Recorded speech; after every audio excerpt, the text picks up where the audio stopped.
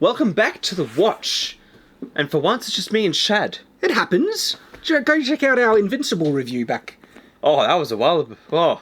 Yeah, but Nathan and I, we loved Invincible. It was good. It was a good show. But we're not here to talk about that. Unfortunately. Unfortunately, we got worse news. So, Obi-Wan, right? I have been present during the episode 1 and 2 reviews. I wasn't there for episode 3. Wasn't feeling well. It happens now and then. But I have watched episode 3.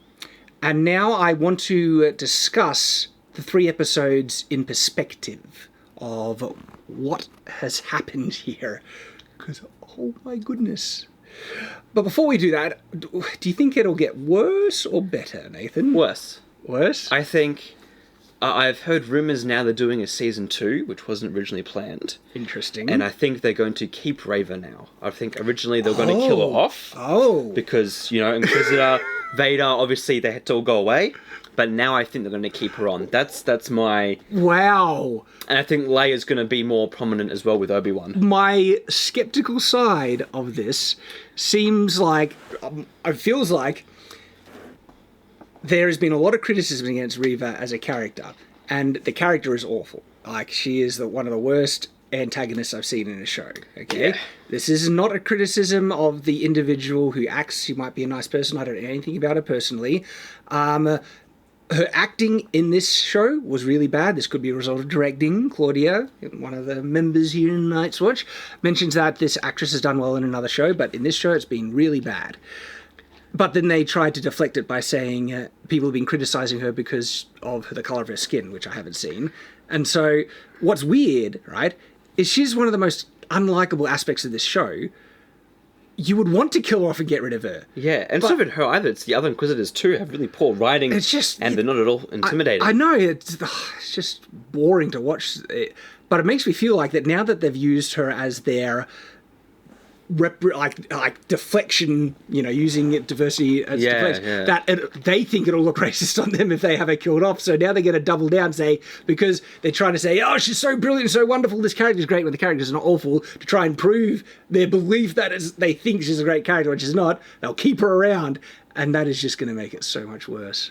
But the thing is, though, well, we have a video discussing the tactics Disney has used to deflect criticism, so go watch that, because they use a tactic that honestly has achieved what they wanted and has gotten all the people that will love the show no matter what to negative, like positive review bomb it and that's the win that they think. And defend her now even more, I think. You can't criticize her at all now. Well, this is the thing. I say bullcrap to that, because all you need to do is look at the character consistency, the delivery of the lines, just objectively, and any reasonable person, they're going to look at this like there's very little to like in this character. And this is one of the things that I want to talk about Obi-Wan episodes 1 to 3, discussing just broadly what Obi-Wan has done, because there are some broader implications that are just awful for the characters, the world setting, the canon. So I want to talk about the contradiction of character in some instances, the contradiction in canon and what it's going to do, like that they don't care about and how it contradicts and stuff, and other things as well. Like there's so many inconsistencies, I was saying. One of the first things I wanted to mention, right, is something that I kind of missed in episode 1 of Obi-Wan, and this makes me dislike it vastly more because this is incredibly damaging to Obi-Wan as a character. So the setup in episode 1, right, is Obi-Wan's intent is to protect Luke. He's there to protect Luke. Makes sense. That was the whole... That's in episode 3, where he ended, and episode 4, where we saw him. Not talking about Obi-Wan episode, that's the actual Star Wars movies. Okay. Yeah. So what happens in episode 1, Nathan? Of Obi-Wan. Of Obi-Wan? Oh, jeez. He's watching over Luke. He doesn't really... do much, just mostly stalks him, kind of talks to his uncle, but then we kind of get distracted with Leia and some of the Leia's other aspects. At the end. Yeah, like the what happens is that Inquisitors come to Tatooine looking for Jedi. Yeah, but the fact that they're looking for Jedi, right? Is that a worry for Obi-Wan? You know, he doesn't want to be killed, but the real bad reason is Obi-Wan the intention, the purpose of his life now is to protect Luke, even if that's at the cost of his own life. And so losing his life, from the mindset that Obi-Wan should have based on the setup of the previous film, is a tangential thing. The actual problem is the Empire finding Luke. That's the biggest issue. The Empire doesn't have a large presence on Tatooine. There was some stormtroopers there, though, wasn't there? I think I saw a stormtrooper. After a thing crashed and they were looking for the droids. But I'm thinking Obi-Wan Episode 1, was there stormtroopers on Tatooine? I can't remember. I don't think there's been any Empire presence on Tatooine unless they have something in the plot that brings them there. So with Obi-Wan's outlook, how much of a concerning thing should it be for Obi-Wan in regards to his primary mission that the Empire have come to Tatooine? Pretty big. That's a big issue. That's like massive danger and threat to Luke. And yeah, they're not looking for Luke, they're looking for Obi-Wan. But if these, like, we were trying to discuss in one of our reviews about how possible it is for a Jedi to sense the Force ability in another person. And it seems like not necessarily sense the Force, but they do, because Qui-Gon doesn't necessarily sense the Force in Anakin, but he sees Anakin perform things that... like Force abilities, characteristic of Jedi. But the thing is, though, the Inquisitors, they're not just hunting Jedi, canonically. Any Force-sensitive children. And Luke, the son of the Jedi with the highest midi-chlorian count, and these are Inquisitors. One of their purposes is to hunt Force-sensitive children. So, what does Obi-Wan do when he finds out Leia is kidnapped? First he says no, but not for the right reasons. Like, I think it would be pretty clear if they were consistent and understood what Obi-Wan's motivation should be, is like, what, are you kidding me? You want me to go off planet? There are Imperial Inquisitors on Tatooine. I need to protect Luke. Are you nuts? You have all these resources. You have an army. You can hire any number of bounty hunters or whatever. And the excuse that Bale gives, that would draw too much attention. I'm like, are you freaking kidding me? This is supposed to be your child. Like, it would not feel out of character if a monarch sends his entire army to save the child of his that was just kidnapped. That would seem perfectly in line with their character. And I wouldn't think, wow, you're kind of overreacting a bit there. But that's just, he's expecting people to be thinking he's overreacting by sending bounty hunters to save Leia. Also, I've read comments saying that it is even more of a problem, the fact that Obi-Wan comes out of hiding, because it was a trap to say that Bale had a connection with a Jedi. And since that trap worked, and Reva has the evidence... Yes! They can be like, hey, Bale, you know a Jedi, you're against the Empire. Bale should be... dead. Because the only way that Obi-Wan would have been contacted, someone either connected to Bale or Bale himself knew where Obi-Wan was hiding to tell him Leia was kidnapped. Which proves a connection, which would have meant... do people not realise how unbelievably world-shattering that should be, but they're going to ignore it. Yeah. Bale will be fine. Because, unfortunately, this is evidence of the writers lacking the ability to write a properly complex story. Okay? I don't know these writers individually. They could be nice people and everything like that. But I'm not talking about criticising individuals here. I'm talking about judging a work objectively for its quality. Yeah. And there are objective standards that you could apply to it, like consistency, like not contradicting canon, like being consistent with character, person, like all these things. These are actually more objective standards about writing quality that we're applying here, and they are failing dramatically in a big way. And even in episode 1, and we were pretty lenient with it. There were things I enjoyed in episode 1 of Obi-Wan Kenobi. But when I'm really looking deeper into it, wow.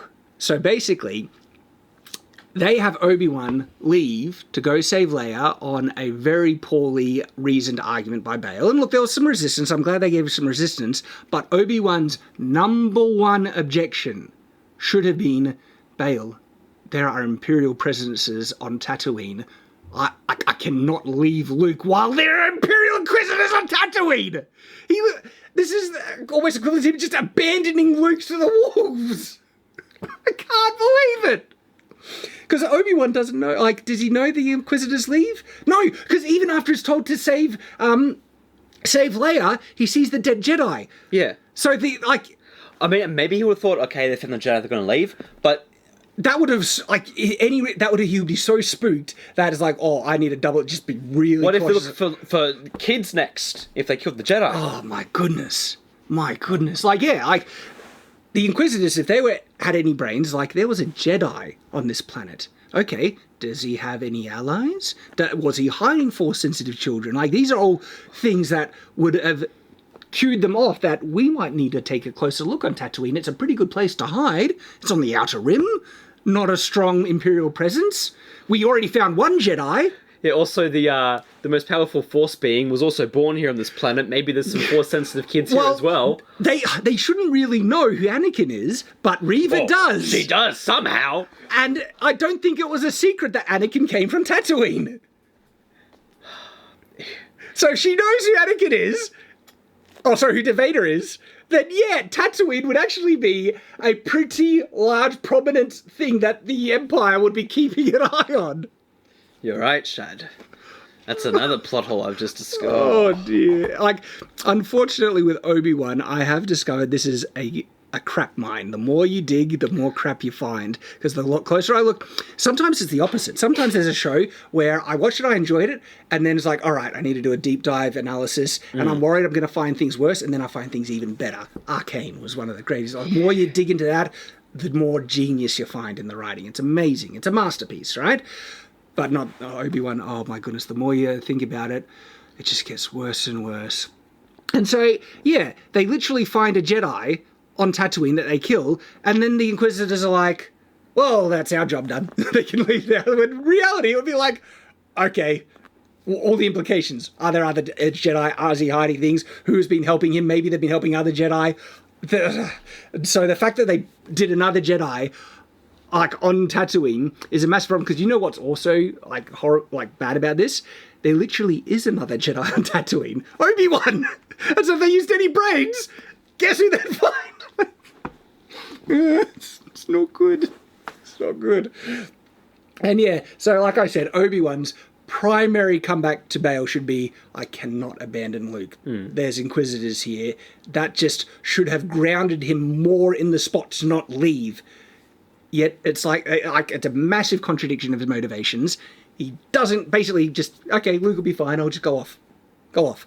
And like sending Obi-Wan, like think about Bail's perception, understanding here. Bail thinks the best person to find Leia will be Obi-Wan. Think about that, okay? Because Obi-Wan is trying to stay in hiding. So that means for him to move freely, he's going to he has to maintain his anonymity, his secrets. Yeah. And so he can't really show his face. He can't really show his weapons. The fact that he's dressing like a Jedi is just... See, the Jedi thing, again, I'm going to bring this up a lot because I played the old Star Wars game over the weekend, and the amount of people that were dressed like Jedis, just in the Star Wars universe, made so much sense. But then looking at the show, how out of place Obi-Wan looks compared to every other alien. You know, it would make sense if they have 5 of bearded white guys wearing robes and you can't tell which one's Obi-Wan. Makes sense. The fact that it's only him. You know, I think all you'd have to do is get rid of the robe and hood. What he's wearing underneath seems like the standard rags that you might find on like Tatooine and stuff like that. The robe and hood is one of the most key identifying features of the Jedi that was seen in so many things. Just get rid of that. But no, he full on. But the thing is, his face. He was a famous general of the thing and everything like that. Get a haircut. Or like, are there things in Star Wars in which people commonly wear that hide their face, Nathan? I can't think of them. Like masks? Like masks or helmets? Helmets? That heaps of people in Star Wars wear, from bounty hunters to anyone else. Like, he doesn't need a hood to hide his face, and the hood doesn't even properly hide his face because you can still see the face. Wear a mask, Obi-Wan.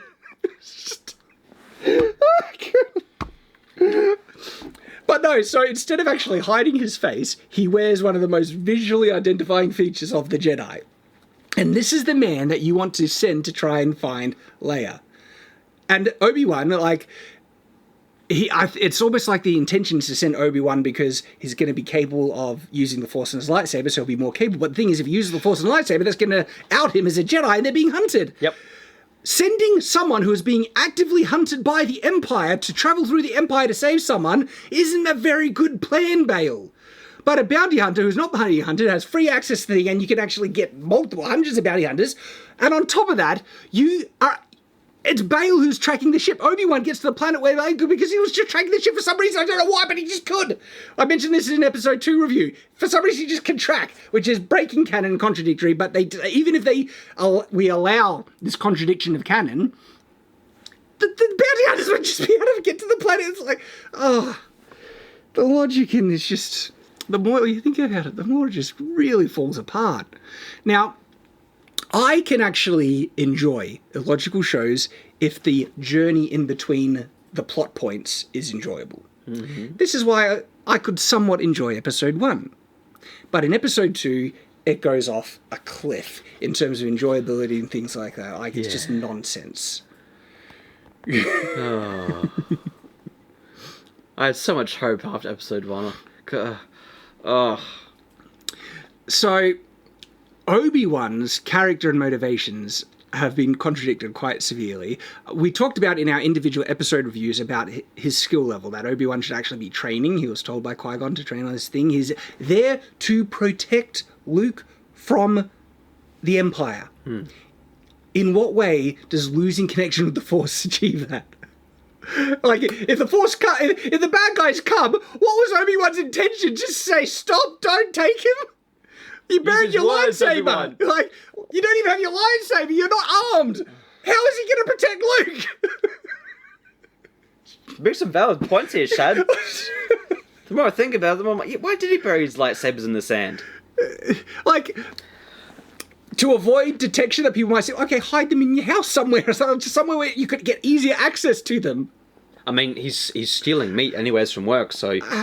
And I assumed he found the lightsabers through force power because they were literally buried in the middle of a desert with no visual indicator. I think he had a scanner. Did he? A hair scanner. We might need to double check that. Either way, very dumb to... Because what if Vader shows up somehow and goes to Luke's house and everyone's like, oh crap, I need my lightsaber. Yeah, what are you going to do? Go to the dunes of Tatooine, dig it up, get the lightsaber, and be like, alright, I got it now, run all the way back.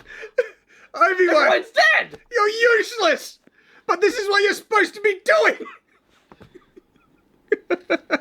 Yeah, one job. One job. And he chose a path that would be it would achieve the he thought, what is the worst way I could achieve this job? I know. I will lose connection with the Force, bury any weapon I have to defend Luke, and just watch him from a distance from afar. What? Oh my goodness. So yeah, this is already the beginning of them ruining Obi-Wan as a character, which is a crying shame because Obi-Wan was great. Everyone loved him. So good. He was the well, Anakin had his flaws and faults. Obi-Wan was always like the golden child. He did the right thing no matter what. Very honourable, very... Yeah. And so then I have to ask, why would they make Obi-Wan so weak and ineffective in this show? At first, I was half thinking, it kind of makes sense that he might be disillusioned, but then I was like, all right, him admitting that we lost the war, that's just an objective truth. You did lose the war. Yeah. But you have a very important mission.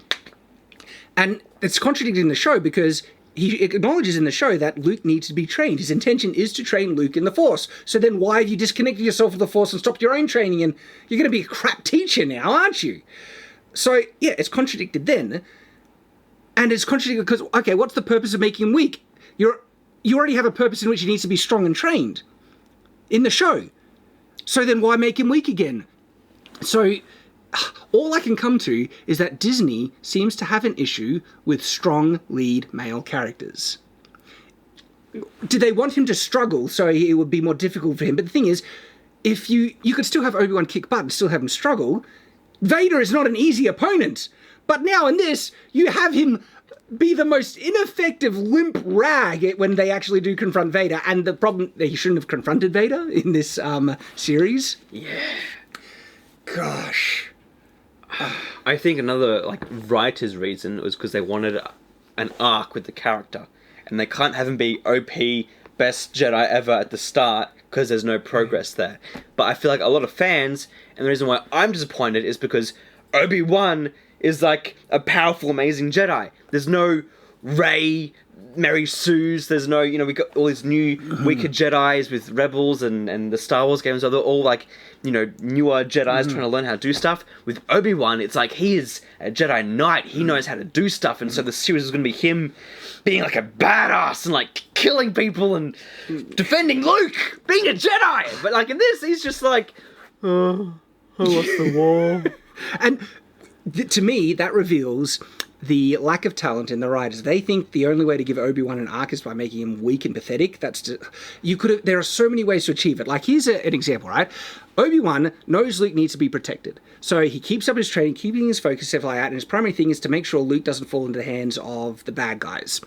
But you could have him still be somewhat disillusioned about the war, and his arc could be his decision whether he needs to train Luke or not. And it could have started as that, I'm not going to train him. And that could have been revealed in the interaction with Uncle Owen. Yeah. It was like, no, it's too dangerous. And he could be disillusioned for what happened with Anakin. He trained Anakin, and what if he blames himself a bit? This could be his whole what if he actually blames himself? What happened to Anakin?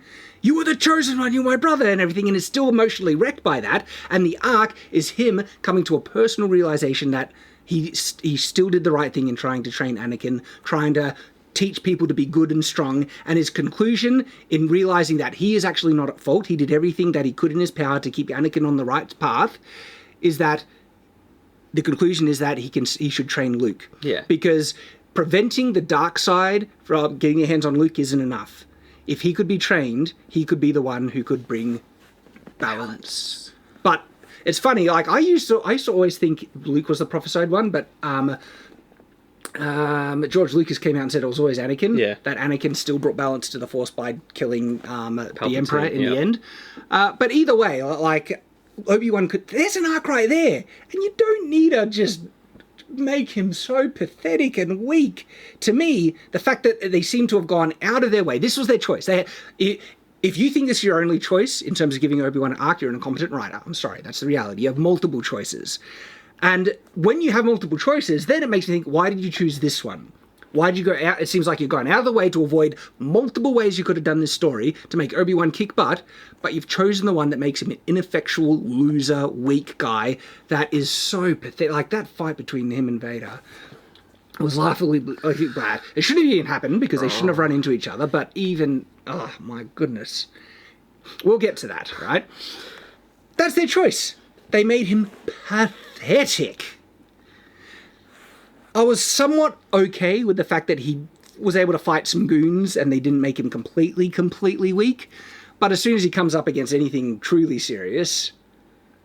But even then, there was parts, I think episode 3, where he fought at the gate. No. He fought everyone, and then more show up and he goes, oh, alright, I was right up. I couldn't believe that. He just took out like 3 guys and they're just stormtroopers. They're cannon fodder. Like, and they were all around him as well. And then he just gives us... And this is unbelievably... not only is it contradictory to the lore for how tough Obi-Wan should be, it's contradictory to the very episode because he just defeated 3 guys on his own. And you can be saying, oh, it's to protect Leia. Just stand in front of Leia. Like, any number of things. It's just... He could have just got the drop. Just as soon as 3 shots, bang, bang, bang, dead, right? Obi-Wan would be capable of that. And we wouldn't think that's too OP. He's a Jedi, okay? I also think I need to change it. At first I was thinking it was okay that Obi-Wan was a bad shot in episode 2. I said in the review. In retrospect, when people brought out, Obi-Wan's supposed to be a great shot.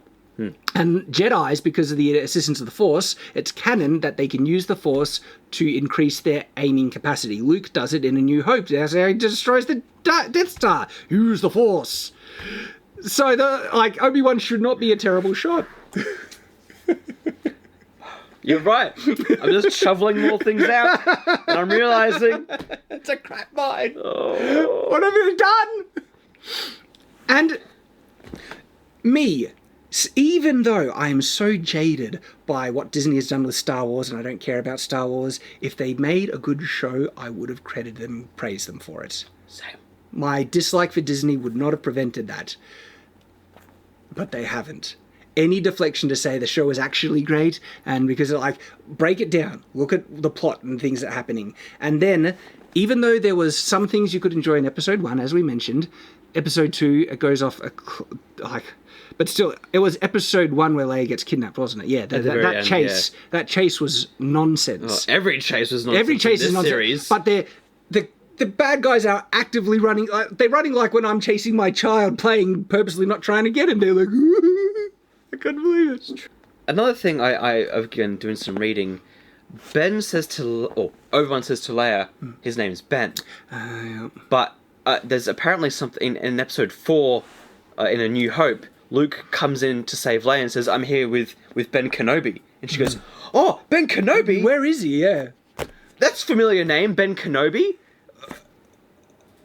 But the thing is, though, right, the message that she puts on R2-D2 makes it pretty clear that Leia had never met Obi-Wan. No. You fought with... It wasn't like, hey, Ben, I need your help. You saved me once, can you save me again? It was, no, you fought with my father during the Clone Wars. Yeah. You know my father. You're maybe a stranger to me. Yeah. Apparently not anymore. How did she know where Obi-Wan was hiding to get him that message? The ship was getting attacked. Sorry, this is a completely random thing, but I think it's good in context now to try and figure out how hidden Obi-Wan was. Because if Bail knew where Obi-Wan was, Leia probably knew where he was. Yeah. She can't get the plans to the rebels. Why was she near Tatooine when the ship was being attacked? She was, to me, I thought she was trying to take the plans to the rebels, but then they get attacked. It's like, Tatooine must have been on the way? Or was it just convenience that they landed on Tatooine? Yeah, I know. This is a bit of a... Or was it that they knew? Look, there are plot holes in the original... The first movie now. There are plot holes in the original trilogy, but they're so enjoyable and there's so many great things about it.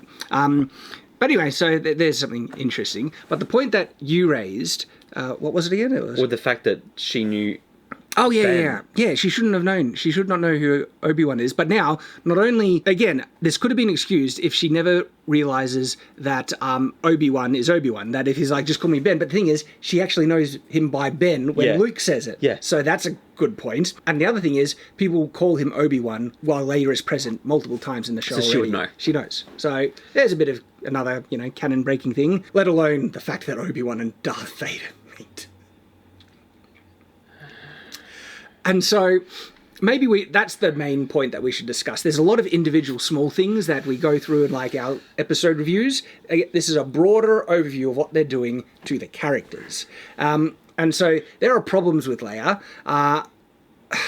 They don't make Leia act like a child. They make her too smart. And I okay with that to an extent. You can have prodigy kids, but it would have been great to have an arc where she learns to be fearless, the Leia we know. But they just basically want to make her the Leia of the show, which is 10. Isn't it weird that Leia gets to start out how she was in the episode, but Obi-Wan has to be this jaded, sad, weak character? And the character who you would expect to not be so assertive and depicted as smart. She makes some really dumb things, though. Leia, because she's a child, you would expect her to be not as developed. And somehow she's as good as she is in her prime. But she makes some astoundingly dumb choices. Oh, she does. But I could excuse as a kid. That would, okay. But the thing is, though, they're trying to make her seem so smart as well. It's a very contradictory thing with Leia. So many contradictions. And I think the actress, the little girl, is doing a great job of what she has. I give her credit. But the character, the actual character, makes her... Unfortunately, she can come off quite annoying and know-it-all and things, and they don't... It's like... Very naive, but also know it all at the same time. And also, like, why would you say... She's like, gets so like, make me float, prove me you're a Jedi, and then, oh no, you're a... Very contradictory. So, and then she just decides to commit suicide because she jumps off a building. Again, watch the episode review. That's baffling. We do need to talk about the larger thing, and that is the Vader-Obi-Wan confrontation and the fact that they even have it and what it says about canon. They must have known this would break canon. But they were willing to do it because they wanted the showdown of the century. But the first scene in which we see Obi-Wan confront Vader, he runs away like a scared little, child. He's like, oh no, man. It's like, oh, that's the showdown of the century that you were willing to break canon for. And it just gets worse. I can't believe, the fighting, even when there are, first of all, there's another time Vader confronts him, and he actually gets close. And then it cuts away, and when it comes back, Obi-Wan's running away. I'm like, what? How did he get away? They were right next to each other. He's just running now. And then Vader just appears again. He teleports. Legitimately teleports 2 to 3 times. It's like, what's going on? And then he finally gets the lightsaber, and it's some of the most pathetic, like, saber fighting. Oh, the thing that I made most sad, though, was the fact that they would ignite the sabers and then run away. 3 times, everyone's like, and then would run away.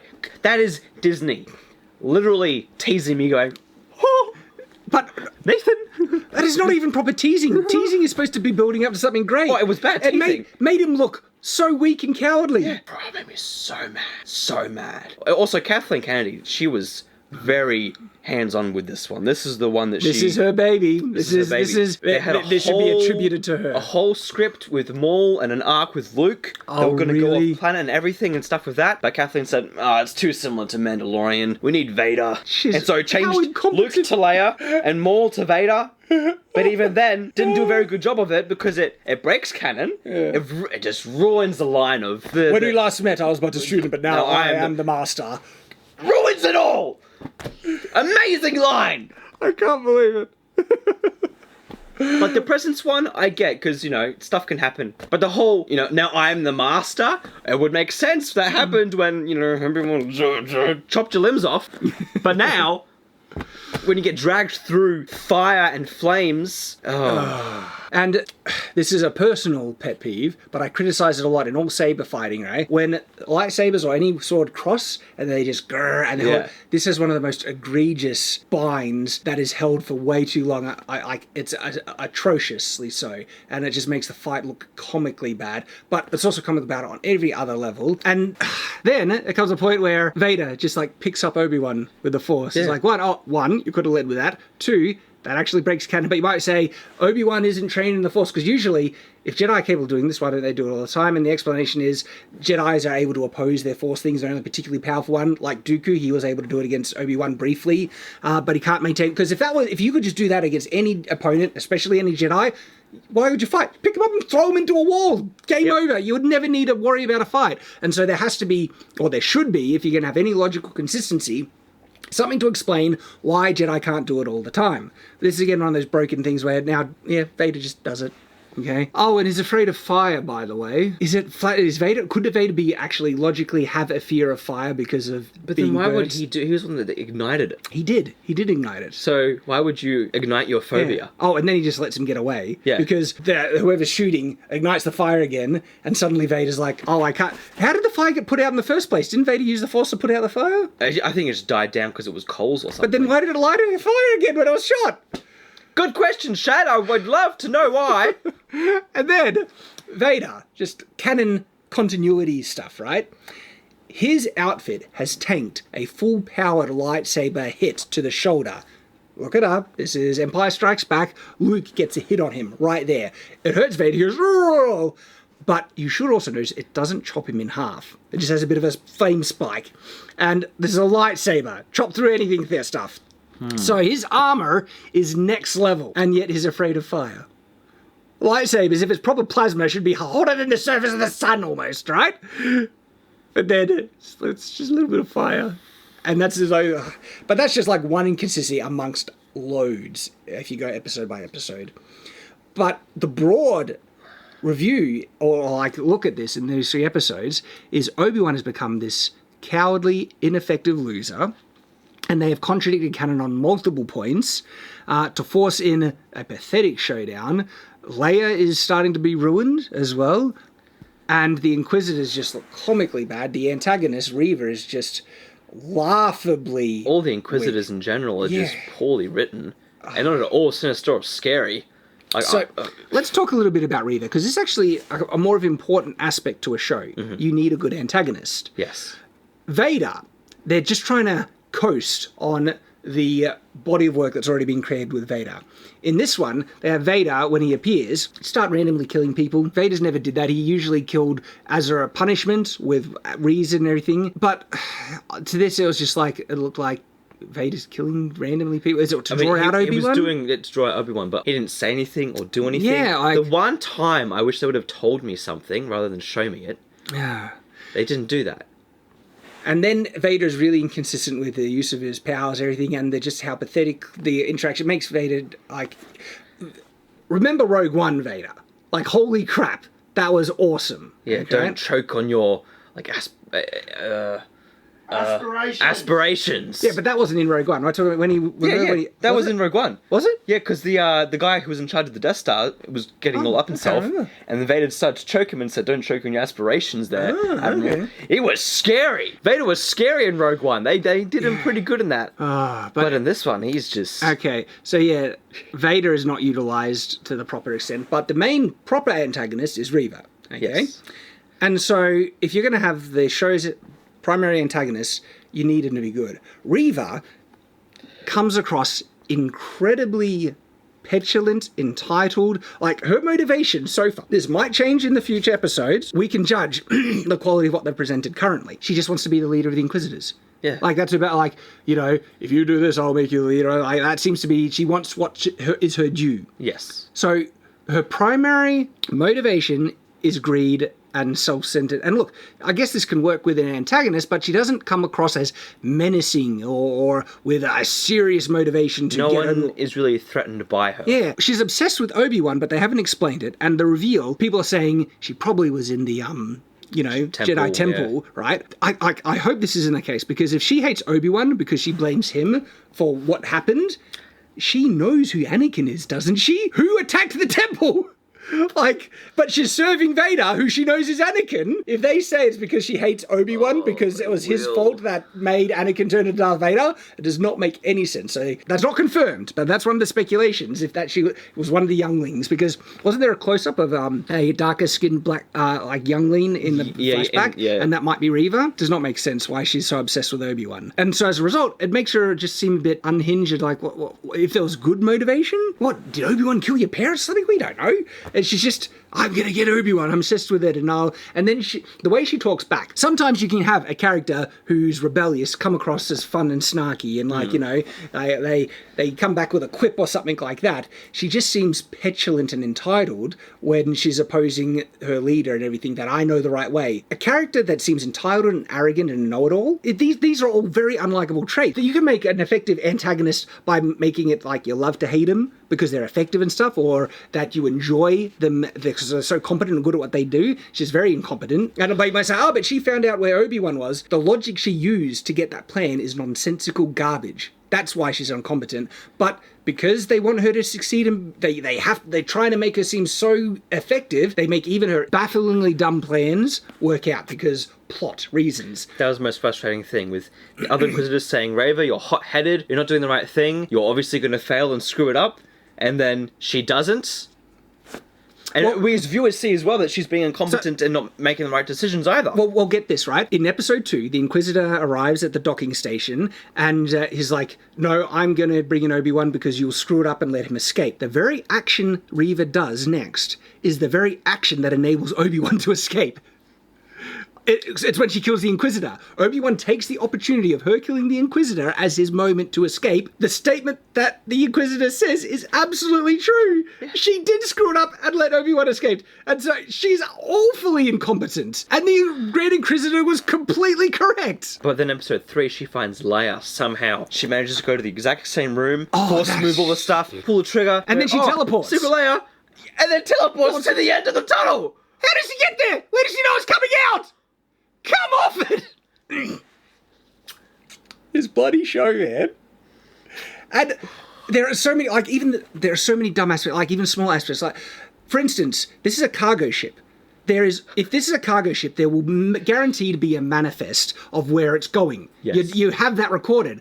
But the Inquisitors are so incompetent, it's like, we have to send out probes to find where it lands. And they have no way to find out where the cargo ship is going. It's an automated cargo ship. It isn't like it has a pilot where I'm going to choose a different planet and I'll go to and you can't track it. It's automated. That means there's a record, a digital record where they know where it's going. But the Empire has control of the planet, just can't look it up, and they just have to send out probes to find it. It's like, oh, come on. It's amazing. So, yes, Inquisitors overall are very incompetent, but Reva It's particularly incompetent, and then they just make her dumb plans work. She said she found a connection between Organa and Obi-Wan because they fought in the war. Yep. But guess what? Obi-Wan fought with lots of people in the war and would have as equal a connection that you would garner out of looking at the records as that. There's nothing saying they're really, really close because Organa is secretly hiding. How she's... It's nonsensical, but she said there's a connection between these two. And then, this is unbelievable, right? Instead of going to Bail Organa and maybe torturing, trying to find out if there's anything like it, she decides, maybe if I kidnap his daughter, that's definitely going to draw out Obi-Wan. This is like a king of a planet. He doesn't have... He does, but she's thinking, what? He doesn't have a royal guard that could, he doesn't have huge resources and wealth to hire endless things. But no, she goes on the gamble that I bet he will contact the person that is actively trying to hide to rescue his daughter. That plan is bafflingly dumb. But that's the justification they give. Somehow it works. And then it works. Somehow. And this isn't the only time when one of her bafflingly dumb plans work. For instance, when she knows Obi-Wan is on the planet where Leia is now, she knows who kidnapped him, right? She hired these guys to kidnap Leia. Yeah. So she knows where they are. She's on the way. She should be at the planet before Obi-Wan arrives, but she's not. And all she had to do to get the jump on Obi-Wan is wait where Leia was being kidnapped and wait for him to arrive. But she's not there. Have Leia with you at your side at all times. But she's and not then Kenobi will show up. She's not there at all. What is your plan? I just can't believe it. And then it's like she feels like she's in control still because now she knows Obi-Wan is there. She has Leia. She'll put out a bounty where everyone a thing. And the plan is to make him, what was it? Squeeze him to make... Oh, they're like, we'll find him. I don't want you to find him. I want you to squeeze him out. And so her way to find out where Obi-Wan might be in the city, this massive city, is to wait on a roof and wait for something... In the dark. Wait for something to happen. And guess what? It miraculously works because the writers... What if Obi-Wan just hired a transport speeder? It's take me far... Any number of things that plan could have failed, but because they can't have this remarkable character fail, her dumb, incompetent plans always seem to work, except when they don't realise, the fact that she was the one that let Obi-Wan escape when she killed the Inquisitor. So there are multiple layers of criticism for this primary antagonist. And one thing that I want to highlight is the delivery. The menace that they try and give her, which is in episode 2 where she's was there something given to your feelings, Obi-Wan? It was comically weak in terms of the menace, and it just did not come off intense. It's just, and sometimes actors just don't have the face, the presence to convey menace. You could pull it off if you're really creative, like Tom Holland. He doesn't seem like a very intimidating presence. You might be able to pull it off if you make him unhinged or you don't know what they're going to do and stuff like that. For instance, James McAvoy. Is it in Split? I haven't seen Split, but I've seen some of the trailers for it where there's this unhinged element that would make you really... So you could have someone who doesn't have a strong physical presence to be really intimidating by being unhinged. There's ways to pull it off, but she doesn't have a strong physical presence. Okay, she's shorter. Part of being a woman is that you don't have a heavier frame usually than men on average, and guess what? She's a woman who doesn't have a big, strong frame. Darth Vader is tall and large and imposing. Doesn't mean you can't still have a intimidating female villain. They did it with the Ventress character in Clone Wars. Ventress. In the Star Wars game, there is another Inquisitor who's female who is scary because she's an Inquisitor. She kills people. And part of it is the look. If you like Ventress just looks mean and vicious and just ready to kill everyone. Sly and... Ugh. Reva looks entitled, impatient, bored, naive, and she doesn't. So the emotions that are being portrayed in the delivery of the character, it's not working. And I don't even. It even goes down to the haircut. I don't even think the haircut looks. There's a reason why Darth Vader's wearing a mask and stuff. It would be good point. In the games, the Inquisitors are wearing masks to begin with because it's menacing. Seeing big red eyes glowing and then dark you should wear masks. So even the aesthetic look that they chose for Reva is working against the purpose that this character is supposed to be: intimidating, engaging. And look, you could have made her us love to hate her or everything, but at the moment you're just making us bored and dislike the character generally, not in a good way, in a bad way. So it's very weak, very weak. And this is just one big failing in the show amongst many so far. And we're only 3 episodes in. But people have been trying to deflect criticism. Lucasfilm, Star Wars, has been trying to deflect criticism, saying, you just dislike Reva because of the colour of her skin. And we talk about this in a larger measure, we have a dedicated video on it, where there's some negative DMs, some can be interpreted as racist, some player are racist, but this is obviously a stupid minority that doesn't represent the larger fan base. And it does not actually deflect the true criticisms that exist with this show, which we have talked in a more broader sense overall. And wow, this show so far, especially episode 2 and 3, are utter crap. And Reva, as a character, is just an awfully written, poorly executed, and she brings down the show. It's just... And look, Obi-Wan's awful, like the way he's being depicted is awfully thing. But probably the worst written character at the moment is a toss-up between Reva and Leia, unfortunately. Obi-Wan, he had some positive, likeable things in episode 1. My favourite part of the show, as we brought up in thing, is Uncle Owen. Yeah. Uncle Owen was awesome. Yeah. Give me more Uncle Owen. Killing banthas and womp rats or something. Just being a moisture Just farmer. being a great dad, raising Luke, protecting him, teaching him how to fly a ship and everything. Oh, man, give me a show like that. And then imagine if there was a conflict with the Sand People. That would actually be such a really interesting self-contained story where we could see some development of Luke. Well, I'd imagine if Luke started to, he doesn't have strong force manifestations apart from his skill with flying. And that, the fact that he's really good at flying, they'll be, even that would be so much better. But no, they can't have the Sand People as antagonists anymore. They're misunderstood natives of Tatooine. It sucks as well, right? Because the way that this was marketed to me by good old Kathleen was that you're going to get 6 hour-long episodes of Obi-Wan on Tatooine being the Obi-Wan you know and love. Like, it's going to be Vader showing up. So it's going to be Battles of the Century, everyone! And we've had 3 episodes. None of them been an hour long. They've been super short. Every bit of plot has been so incompetent and jarring to, episode 3, okay? I remember sitting on my couch watching it, and my wife was scared because there was no reaction from me. I didn't like it or hate it. She was like, are you alright? And I just sat back and said, I need some alone time. I was very sad. I was so distraught because I knew that the show would suck. I expected that, especially coming from Wheel of Time and Halo. I just thought everything would suck, but I thought at least I'd get one coherent... We were promised 2 Obi-Wan and Darth Vader fights, and we did not get that. And there was just times where everyone made the dumbest mistakes. And even parts in the story when they're sitting on the back of the truck with the stormtroopers and they're saying, we're looking for a Jedi. And there's one stranger dressed like a Jedi. And he's like, wait, you called her Leia, not Lulu. Sorry, it's her mother's name, sorry. Oh, okay. All good. See ya, Frank. What? They're looking for a Jedi, and there's a guy dressed as a Jedi right in front of you. And then Obi-Wan's like, we must call you this, and then she calls it. And that's not the only, episode 3 is amazingly bad. There's a laser fence, right? They don't go around it. And they actually show there's wide gaps on the side that you can just walk around. And it's like, I can't turn it off, I'll shoot it. Or the fact that...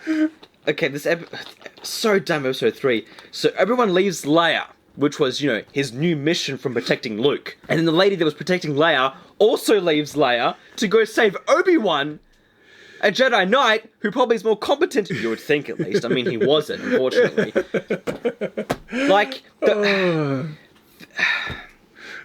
They're not writing with cause and effect. They want to go somewhere, and so they'll do a big squiggly line of a mess to get there. But I don't even know if they have that level, because, how can you justify Reva teleporting in front of Leia through the tunnel? It was a direct line tunnel with, no indication of where it comes out or anything. Leia didn't pass her.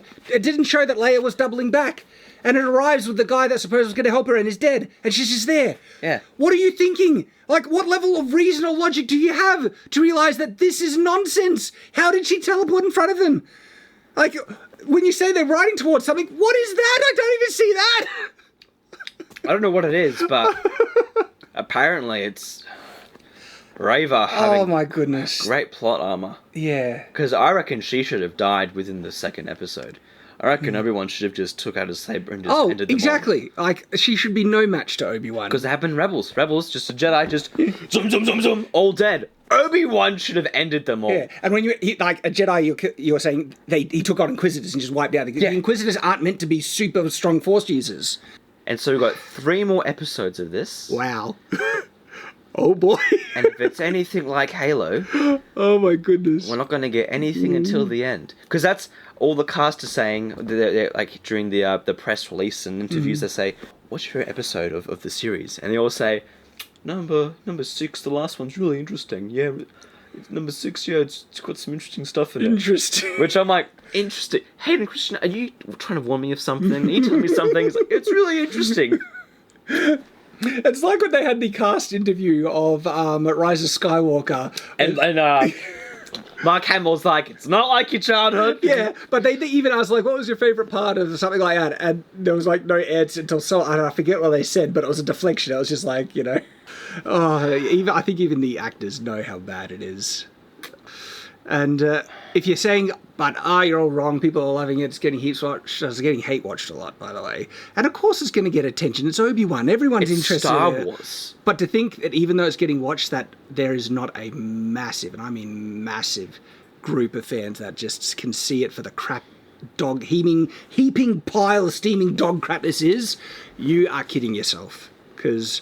And we've talked about some of the larger issues already. Yeah, and they made a mistake doing this series because Kenobi on Tatooine is probably the most sought after thing to see on screen, and so there's been so many books what else can and they comics. Yeah, you have so much material to work with and so many arcs you could have done. You know, I would say what else can they bastardize at this point, but no, they will. Like I said, they might even want to remake the original trilogy, and then they'll be like, last time we fought on that one planet that you escaped me from, Obi-Wan, to make it canon accurate and lead into Rey and all that bullcrap.